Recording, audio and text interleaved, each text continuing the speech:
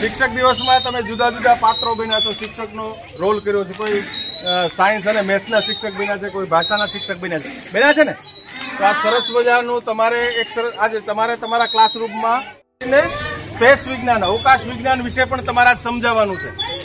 ખાસ કરીને ઇસરો દ્વારા સરસ મજાના સંશોધનો અને બહુ મોટી ઐતિહાસિક સફળતાઓ પ્રાપ્ત કરી છે. એ વિશે તમારે વિદ્યાર્થીઓને જાગૃત કરવાના છે.